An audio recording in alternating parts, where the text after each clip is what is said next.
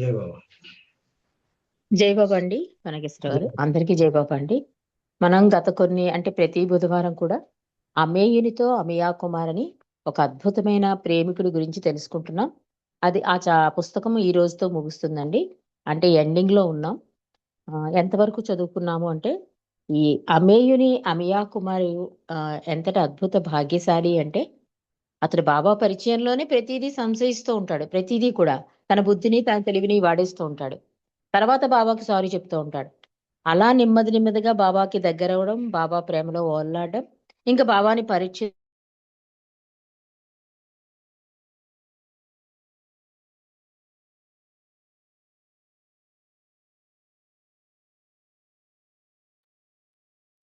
Voice break అయిందండి. అంటే ప్రభు అంటాడు కదా, నేను ప్రేమికుల ప్రేమకు బానిసను అని, ఆ దాసుడను అని. అట్లాగా అమియా కుమారి ప్రేమ బాబాని సంతోష పెడుతూ ఉంటుందన్నమాట. అమాయకత్వం, ఆ చిన్నపిల్లడి మనస్తత్వం, ఎంత సంశయించినా కూడా అంతలాగా బాబాని ప్రార్థన చేసేస్తూ ఉంటాడు. క్షమించమని వేడుకుంటూ ఉంటాడు. చిన్నపిల్లల కాళ్ళు పట్టేసుకుంటూ ఉంటాడు. అట్లా అద్భుతంగా తన ప్రేమని వ్యక్తం చేస్తాడు కూడా ప్రభుకి. అలాంటి అద్భుత విషయాలన్నీ కూడా ఈ పుస్తకంలో చదువుకున్నామండి. ఇక ఎండింగ్ లో ఏం రాస్తున్నారు అంటే, బాబా ప్రేమికులు తమలో రహస్యంగా దాచి ఉంచిన కోరికలను అంటే అభిష్టాలను సర్వజ్ఞుడైన బాబా ఎలా సఫలమయ్యేలా చేస్తారో అమియా కుమార్ ద్వారా బాబా ప్రపంచానికి తెలియపరిచారు అంటున్నారు. ఎంత అద్భుతమైన విషయమో చూడండి. అంటే మనలో ఉన్న కోరికల్ని బాబా తెలుసుకుని ఎలా సఫలం చేస్తాడు అన్నది, మన కోరిక తీరిపోయినా కూడా ఒక్కొక్కసారి మనం దాన్ని గుర్తించం. కానీ తండ్రి అనుకుంటే ఏదైనా చేయగలడు. అలా అమియా కుమార్ రహస్యాలు హృదయంలో ఏవో దాగున్నాయి. అవన్నీ కూడా సర్వజ్ఞుడైన బాబా సఫలం చేశాడు. ఇది సఫలం చేస్తూ ప్రపంచానికి తెలియపరిచారు బాబా అని చెప్తున్నారు. మరొక సందర్భంలో బాబా మెహరాబాద్లో ఉండగా అమియా కుమార్ వచ్చాడు. ఆ సమయంలో బాబా ప్రేమికులు బాబాకు ఉత్తరాలు రాయకూడదనే నియమాన్ని విధించారు. అందువలన అమియా కుమారు మెహరాబాదు వెడుతున్నాడని తెలిసినా ఇతర ప్రేమికులు తమ సమస్యలను బాధలను వివరిస్తూ వ్రాసిన ఉత్తరాలను అతనికి అందించారు. కాదనలేక అమియా కుమారు వాటిని తన జేబులో పెట్టుకున్నాడు. బాబా ఎదురుగా కూర్చుని వాటి విషయం బయట పెట్టాడు మెహర్ బాబా.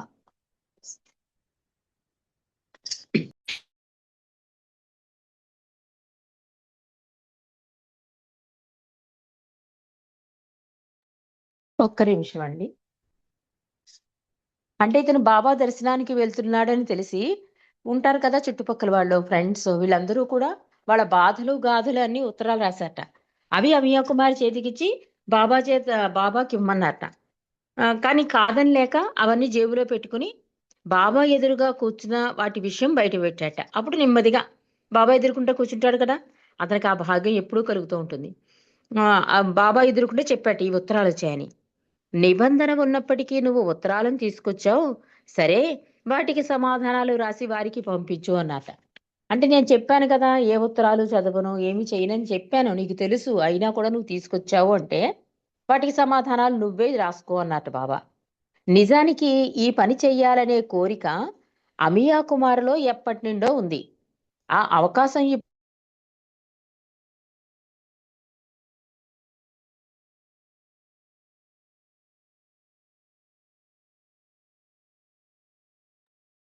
వాయిస్ వినిపించట్లేదండి. వినిపిస్తున్నది రజనీ గారు, వినిపిస్తున్నది వినిపిస్తున్నది. చేయి బాబా. ఇప్పుడు వినిపిస్తుంది, చెప్పండి. వినిపిస్తుంది, ఇతను చెప్పండి. ఉత్తరాలు రాసుకురావడం, అవి బాబా దగ్గర పెడితే బాబా ఏమన్నారంటే వీటి సమాధానం నువ్వే ఇయ్యి అన్నారు. అంటే ఈ కోరిక అతని మనసులో ఉంది, ఈ ఉత్తరాలకి సమాధానాలు ఇవ్వాలని. ఆ కోరిక తెలిసి బాబా నువ్వే ఇచ్చుకో ఈ సమాధానాలు, నిబంధన ఉంది కదా ఉత్తరాలు చదవకూడదు నా సమక్షంలో, కాబట్టి నువ్వే ఇచ్చుకో అంటే సంతోషపడ్డాడు. కానీ కొంచెం భయం కూడా పడ్డాడు అమియా కుమార్. ఎందుకంటే మరి బాబా సౌజ్ఞలను అర్థం చేసుకోలేడు కదా. కొంతమందికే ఆ భాగ్యం కలుగుతుంది, మండలికే ఆ భాగ్యం. అందుకని భయపడుతుంటే ఈరిచ్ అంటున్నాడు, ఉత్తరాలు చదవడం ప్రారంభించు, నువ్వు విన్న మాటలను సమాధానాలుగా రాయి అంటున్నారు. ఉత్తరాలు చదవడం ప్రారంభించు, నువ్వు విన్న మాటలను సమాధానాలుగా వ్రాయి అన్నట్టు ఇరిచి ఒక ఉత్తరం తర్వాత మరొక ఉత్తరం చదువుతూ ఇరిచి చెప్పించిన సమాధానాలను రాయడంలో నిమగ్నమైపోయాడు ఆ హమియా కుమారు. శ్రద్ధగా రాయాలి. ఒక ఉత్తరం బెహరంపూర్ నుండి వచ్చింది.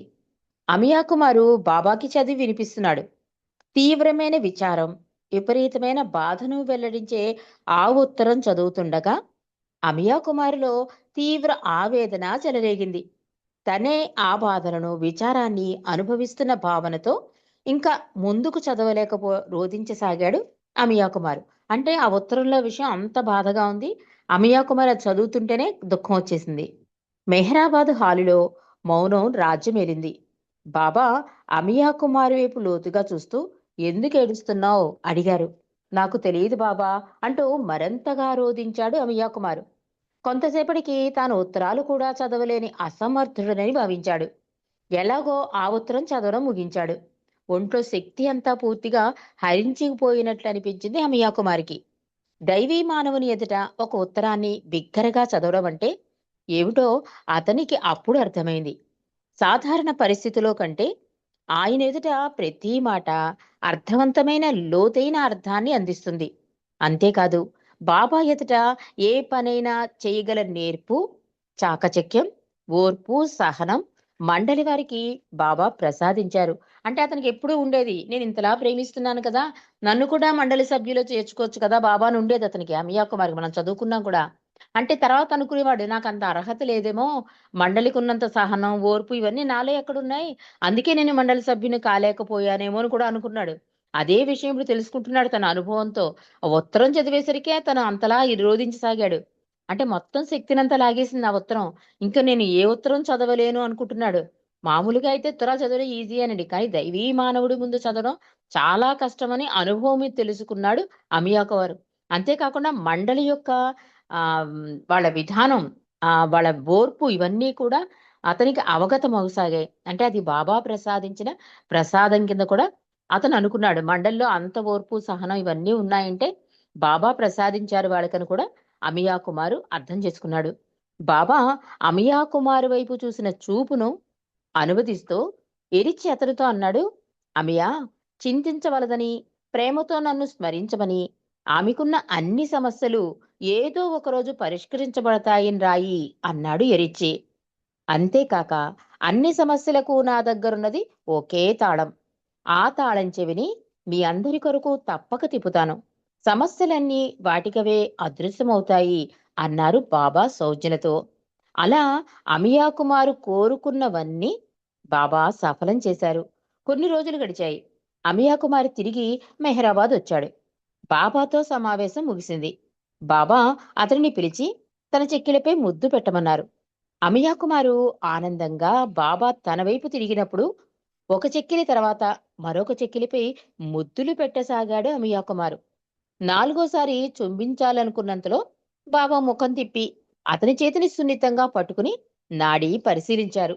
అమియా, నీకు జ్వరం ఉంది, ఆది దగ్గరికి వెళ్ళి మందు తీసుకో అన్నారు బాబా చాలా ప్రేమగా అమియా కుమారు వైపు చూస్తూ. అమియా కుమారు దారిలో వస్తూ కలతపడసాగాడు. బాబా నాలుగోసారి ముద్దు ఎందుకు పెట్టడం లేదు? ఆయన పట్ల నా ప్రేమ అంత గాఢమైనది కాదని అనుకున్నారా? మళ్ళీ చూడండి, అక్కడ అంటే ప్రేమికుడు అన్నవాడికి తృప్తి ఉండదు. అంటే ప్రీతముడి సాన్నిధ్యంలోనే తన జీవితం గడిచిపోవాలనుకుంటాడు. బాబా ఎంతటి అద్భుత అవకాశం ఇచ్చారు. 3 సార్లు ముద్దు పెట్టుకున్నాడు.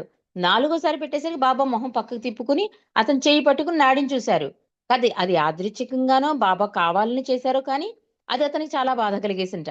ఏమంటున్నాడు అతను, నేను అంటే అంత ప్రేమకి నేను అంటే 4 ముద్దులు పెట్టడానికి కూడా నాకు అర్హత లేదా అని అతను అప్పుడే తనని తాను నిందించుకుంటున్నాడు. విచారంగా అండి, మెహర్ ఫోన్ చేస్తున్నాడు. విచారంగా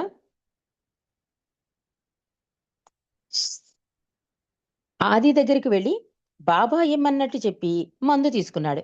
ఆ తర్వాత ఆది ఆఫీసు గదికి పక్కనున్న తన గదిలోకి వెళ్ళాడు. అంతలో ఒక వ్యక్తి వచ్చి బాబా ఇమ్మన్నట్లుగా చెప్పి ఉత్తరం ఇచ్చాడు. అమియా కుమారు ఆశ్చర్యంగా ఉత్తరం చదివాడు. అందులో బాబా దేని గురించి విచారించవద్దని, బాబా తనను అమితంగా ప్రేమిస్తున్నారని, ఆయన కృపాదృష్టి తన మీద ఉంటుందనే ఆలోచనతో సదా నవ్వుతూ హాయిగా ఉండమని చెప్పి ప్రేమాశిస్సులు పంపించారు బాబా అమియాకుమారికి. నిజమే, బాబాయే తన గురించి కలత చెంది ఉంటారు. ప్రపంచానికి విచారించవద్దని చెబుతారు. కానీ ఆయనే ప్రపంచం గురించి ఎవరూ చింతించినంతగా చింతిస్తారు. ప్రభువు విశ్వం కొరకు నిరంతరం తనను తాను బలి చేసుకుంటాడు. సకల మానవాళి బాధలను స్వయంగా భుజాలపై వేసుకుంటారు. ఎంత అద్భుతంగా రాశారో చూడండి ఇక్కడ. అమియా కుమార్ చింతిస్తున్నాడు కదా, బాబా వెంటనే ఉత్తరం ద్వారా చెప్పించారు. ఏమని? నా కృపాదృష్టి ఎప్పుడు నీ మీద ఉంటుంది, నిన్ను అమితంగా ప్రేమిస్తున్నాను, దేనికి చింతించొద్దు అని రాశారు. అప్పుడు అమియా కుమార్కి అర్థమవుతోంది. అంటే మనకన్నా, మనకి ప్రభువు మీద కన్నా చింత కన్నా కూడా ప్రభువుకే ఈ ప్రపంచం మీద చింత ఎక్కువ ఉంటుంది అని చెప్తున్నాడు. దానికి ఆయన తనని తాను కూడా బలి చేసుకుంటాడు. అందుకే విశ్వం కొరకు ప్రభు అంటూ సకల మానవాళి బాధలను స్వయంగా భుజాలపై వేసుకుంటాడు. అంటే బాబా అంటారు కదా, నా దృష్టి నుంచి ఏది తప్పించుకోబడదని. అలా చిన్న విషయం చూడండి, అమియా కుమార్ బాధపడుతున్నాడని, అది కూడా 4వ ముద్దు మిస్ అయిందని బాధపడుతున్నాడని తండ్రి ఎంత ప్రేమగా ఉత్తరం ద్వారా తన ప్రేమను తెలియపరిచారు. అంటే ఆయన ఈ సృష్టిలో ఏది కూడా ఆయనకి తెలియకుండా ఏదీ జరగదోనదానికి ఇదొక నిదర్శనం. ఆయన ప్రపంచం గురించి మానవాళి కోసం ఎంత తాపత్రయపడతాడు, ఎంత చింతిస్తాడు అన్నది కూడా ఈ సంఘటన ద్వారా మనకి అవగతమవుతుంది. మరునాడు బాబాని కలుసుకునే అవకాశం మళ్ళీ వచ్చింది అమియా కుమారికి. సమావేశం ముగిశాక బాబా అతని దగ్గరికి తీసుకుని ముద్దు పెట్టమని సౌజ్ఞ చేశారు. దివ్య ప్రీతమైన చెక్కిళ్లపై ఈసారి అమియా కుమారు 4 సార్లు ముద్దు పెట్టుకున్నాడు. తిరిగి వెడుతూ తన అదృష్టాన్ని గురించి ఆనందపడుతూ మేఘాలపై తేలియాడుతున్నట్లు పరవశించిపోయాడు అమియా కుమారు. మెహర్ బాబా తన ప్రేమికుల పట్ల అనంత కృపను కురిపిస్తారు అనేది నిర్విదాంశం. ఆయన నజరు పర్వతమంతటి సమస్యను నేల మట్టమయ్యేలా చేస్తుంది అని ఇక్కడితో ఈ అధ్యాయాన్ని ముగించారండి. ఇక ఆఖరి అధ్యాయంగా, అంటే బాబా బాడీ డ్రాప్ చేశాక అమియా కుమారికి కలిగిన ఆ దర్శన భాగ్యాన్ని కూడా రాశారు. అది కూడా మనం తెలుసుకుందాం. అది ఎప్పుడంటే 1969 వేసవిలో మెహర్ బాబా తన ప్రేమికులకు దర్శనమిస్తానని ప్రకటించారు. ఎంతో కాలంగా ఏకాంతవాసంలో ఉన్న ప్రీతమని దర్శించుకోవాలని ప్రేమిక ప్రపంచమంతా ఆ క్షణాల కొరకు ఎదురు చూస్తోంది. జనవరి 31వ తేదీ బాబా తన భౌతిక దేహాన్ని విడిచిపెట్టడం ప్రేమిక హృదయాలకు ఆశానిపాతంలా తోచింది. మెహరాబాద్ సమాధిలో ఉంచబడిన చిట్ట చివరి భౌతిక దర్శనానికి ప్రేమిక ప్రజానీకం తరలి వెళ్ళింది. అమియా కుమారు తన ప్రీతముని చివరిసారి దర్శించడానికి వెళ్ళాడు. వేలాది మంది ప్రేమికులు కన్నీరు నిండిన కళ్ళతో ప్రభువుని దర్శించుకున్నారు. ప్రభువు ముఖంపై చెదరని చిరునవ్వు ప్రేమికులను పలకరించింది. ప్రకాశవంతమైన ముఖం చూసిన వారందరూ భౌతికంగా బాబా దూరమయ్యారు అనే నిజాన్ని నమ్మలేకపోయారు. అమియా కుమారు తన తండ్రి చిట్ట చివరి భౌతిక దర్శనాన్ని సమాధిలో పొందాడు. అంటే మెహర్ బాబా దర్శనాన్ని సమాధిలో పొందాడు. ఆ సమయంలో అతనిలో ఎటువంటి బాధ కలగలేదు. తనకు తెలిసిన మెహర్ బాబా అమరుడు అని భావించాడు అమియా కుమారు. తర్వాత భౌతికమైన ప్రభువు మార్గదర్శకత్వాన్ని పొందలేనప్పుడు, ఆయనతో ఉత్తర ప్రత్యుత్తరాలు ఆగిపోయినప్పుడు ఎడబాటు బాధ అతని హృదయాన్ని కదిలించింది. అంటే సమాధిలో బాబాని దర్శించుకున్నప్పుడు అతనికి ఏం బాధ కలగలేదు. కానీ బాబాతో నీ కమ్యూనికేషన్ డ్రాప్ అయిపోవడంతో, ఆగిపోవడంతో అతని హృదయం కదిలిపోయింది అని చెప్తున్నారు. అవతార పురుషుని చరిత్రకు అంతం ఉండదు. ఆయన భౌతికంగా మన మధ్య లేనప్పటికీ ప్రేమికుల హృదయాలలో శాశ్వతంగా కొలువున్నారు. నిత్యము తన సహవాస భాగ్యాన్ని అందిస్తూనే ఉన్నారు మెహర్ బాబా. నిరంతరం తన వారికి మార్గ నిర్దేశకునిగా సహాయపడుతూనే ఉన్నారు. ఎందరో కలలో బాబాను దర్శించుకున్నారు. ప్రేమ పెన్నిధి సన్నిధిని ఎందరో అనుభవిస్తూ ఉంటారు. ఎందరికో భౌతికంగా దర్శనమిచ్చారు మెహర్ బాబా. అటువంటి సంఘటన అమియా కుమార్ విషయంలో కూడా జరిగింది. బాబా భౌతిక దేహం వదిలిపెట్టాక హమీర్పూర్లో బాబా ప్రేమిక సహవాసం ఏర్పాటైంది.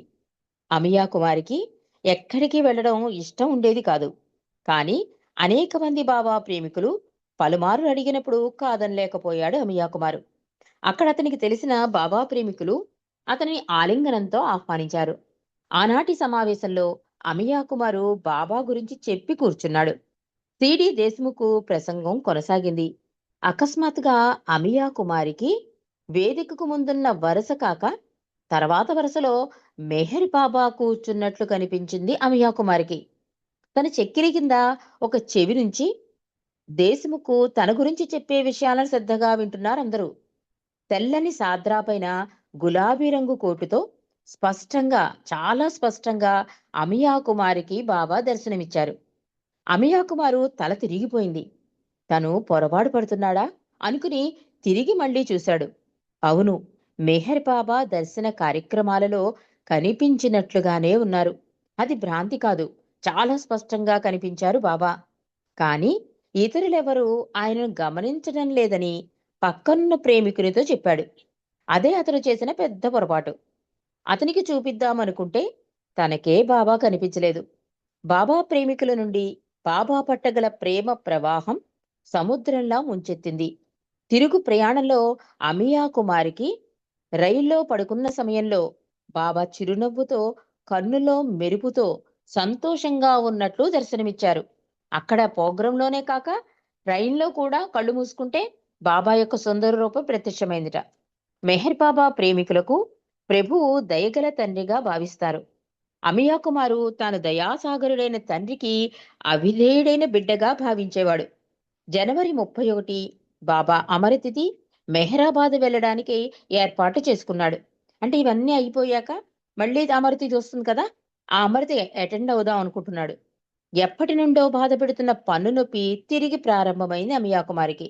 వాపు, బాధ ఎక్కువ సాగాయి. సాయంకాలానికి భరించలేనంత నొప్పి అయిపోయింది అమియా కుమారికి. మరునాడు మెహరాబాద్ బయలుదేరాలి. అమియా కుమారికి బాబా పట్ల విపరీతమైన కోపం వచ్చింది. తాను నొప్పితో గిరగిరలాడడం ఆయనకు పరమానందంగా ఉంది కాబోలు అనుకున్నాడు. మందు వేసుకుని పడుకున్నాడు. కన్నుల వెంట కన్నీరు ధారలు కాసాగింది. కొంతసేపటికి నిద్రపట్టింది. ఈ ప్రపంచం వైపు అతని మనసు మూసుకుంది.